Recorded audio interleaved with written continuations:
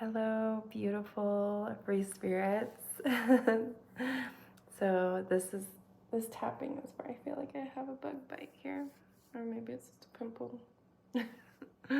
um, this tapping is for when we're triggered. Wow. Yeah. Whew. Just thinking about that is like, wow, it's so many times when the trigger is there, and the regret that comes after reacting a certain way. Yeah, like it just goes in one direction. So yeah, let's together heal this and shift it towards the other direction. A direction that's more aligned with responding mindfully and breathing and living out our values, even when our nervous system is on fire and we feel the urgency and the emergency. So yeah, I invite you to take 3 loving breaths, or as many as you like.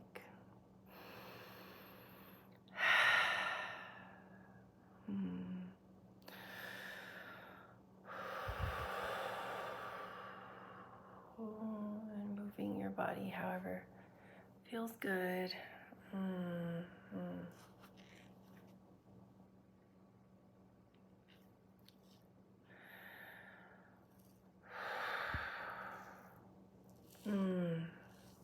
Yeah.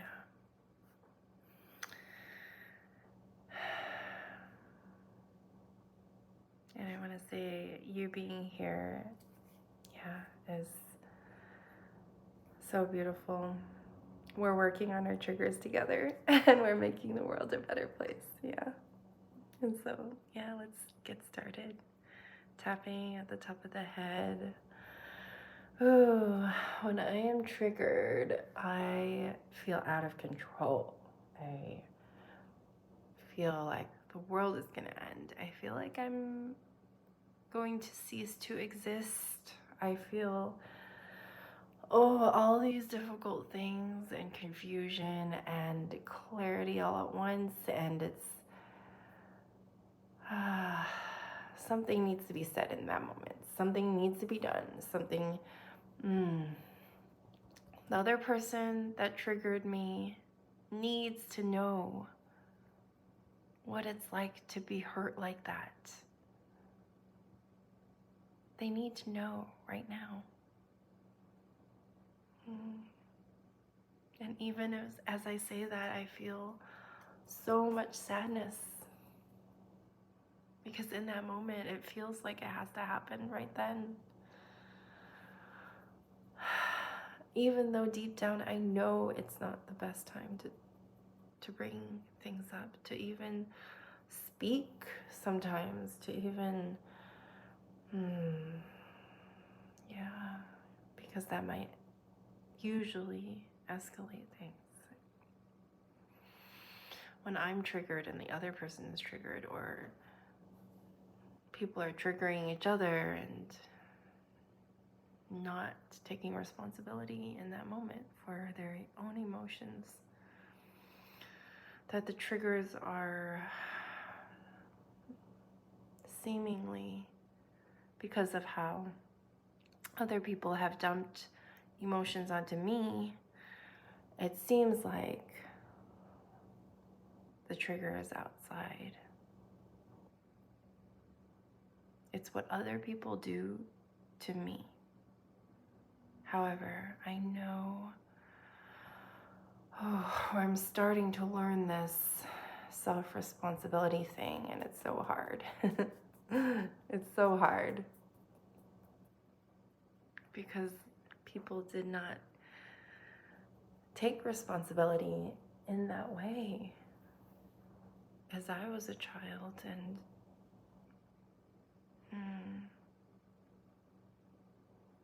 yeah, maybe people didn't do that, and now I have this muscle memory of what it's like to be dumped on, to have all these emotions coming at me all at once, all this anger and aggression, and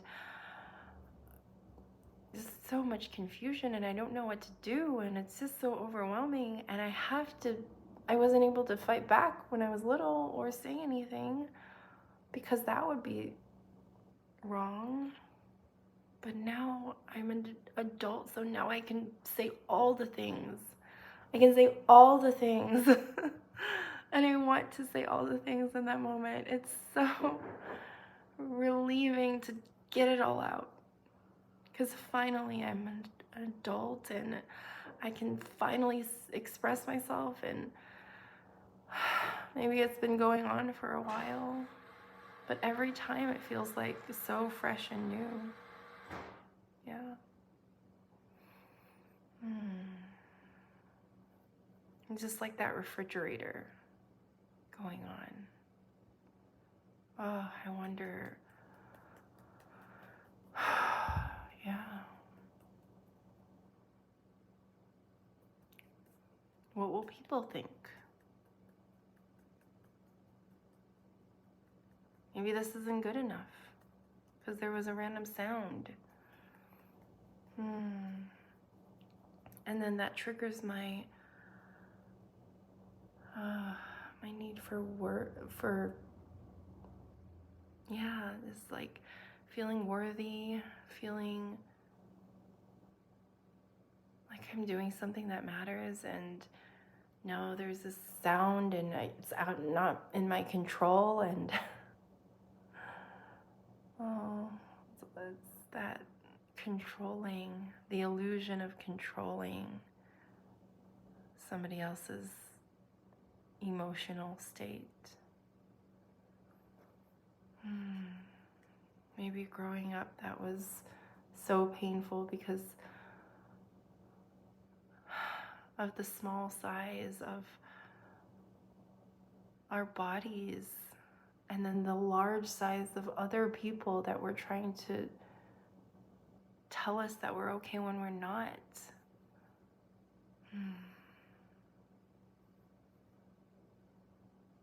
Trying to shift us into every direction and trying to direct us when we didn't feel like doing something. We didn't have that choice. And so it feels powerful to be saying all the things in the volume that needs to be said.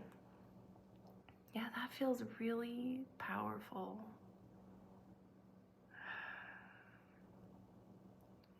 And it feels like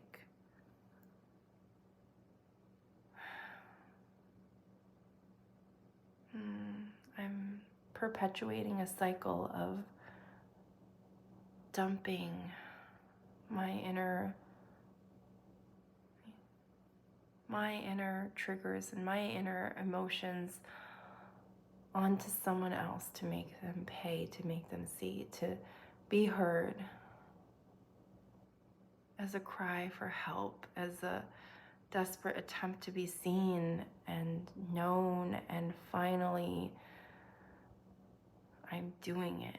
I am getting this person to see how wrong they were, and I will get the validation that I need, that I so needed when I was little.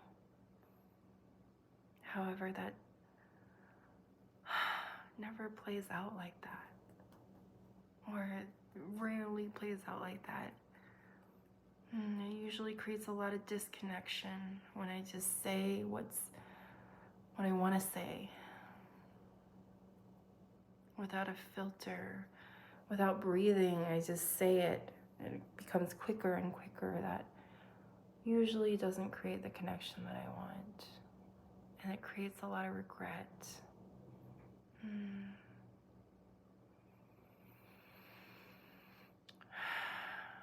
the good thing is that there's always repair. I can take accountability for my actions. And even if that person does not want to speak to me, and maybe that person does want to speak to me, but either way, I can repair. I can repair with myself, and I can repair with that other person if the relationship is in that space. And say, hey, I was really triggered and activated. I did not mean to say that. What I meant, or the reason why I was just so loud is because I was just so upset. Yeah. And I was trying to be heard, and I didn't feel like you were hearing me, or whatever comes up naturally.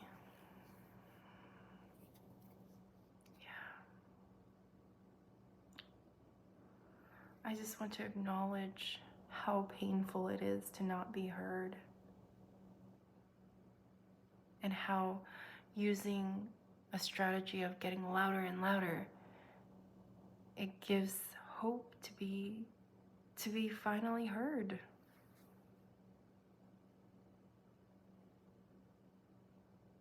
And I don't want to do it that way.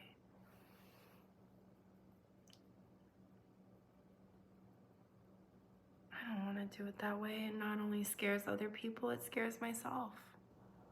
My inner child is crying at that point. I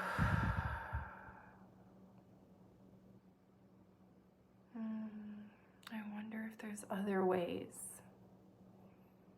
There's other ways to get my needs met by maybe hearing myself in that moment, offering some self-empathy. Like, wow, I'm not being heard, and I really want to be heard. And in that, maybe just like, just a little tiny bit of relaxation in the nervous system. Just offers a tiny bit of space,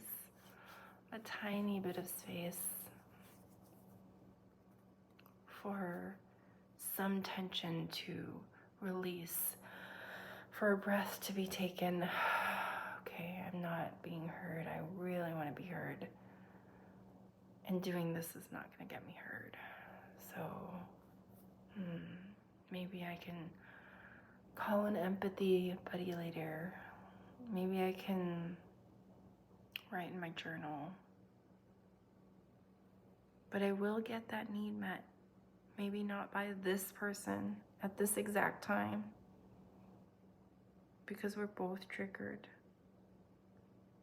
But I will get that need met because I am resourceful, I am creative, I am loving myself, I am supporting myself on the healing journey, and I don't want to play into that violence anymore of yelling and screaming to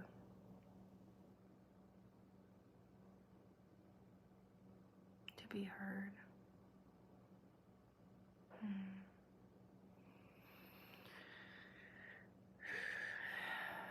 And I trust myself that if somebody else is trying to get heard also in that way, and they're triggered, that I can find ways to set boundaries to make sure that I'm safe.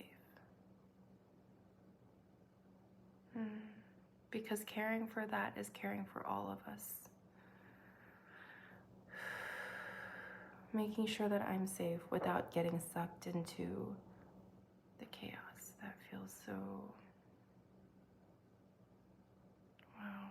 That feels truly empowering.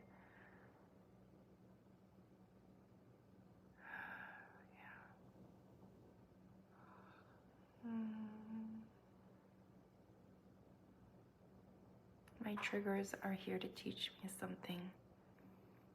It's not for me to teach the other person and make them see all the things that I want them to see in that moment. It's there in that moment to offer this gift of, wow, this really is bothering you. It must have been so painful. As it is now, it must have been linked to something in the past or some experience that was just so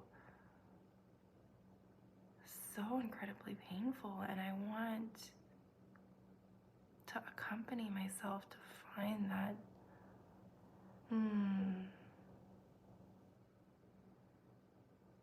to find that tender spot or that tender moment, like time travel to the past to be with my inner child.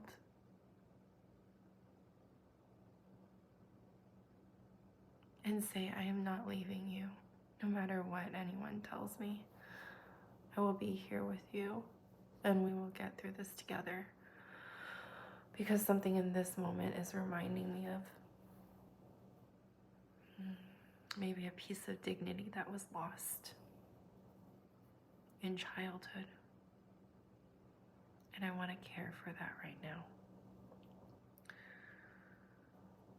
So in a way, I'm grateful for the trigger because it's showing me and spotlighting this painful experience that I would not be aware of had it not be this bodily reaction. Just wow, what a beautiful creation I am. What a beautiful creature I am. Just what a beautiful human. And I have so much love to give. And I trust that I will work through these triggers.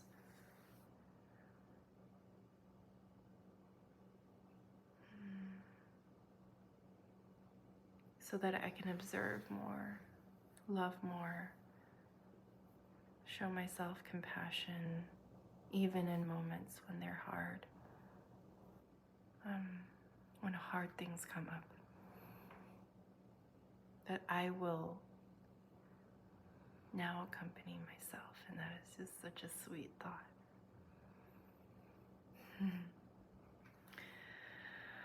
Oh, wow, thank you so much for being here with me. This was really powerful for me, and I hope it was empowering for you. You know, when we heal in community, and we impact the world in the most beautiful, positive ways. And I just want to say how proud I am of you and of myself.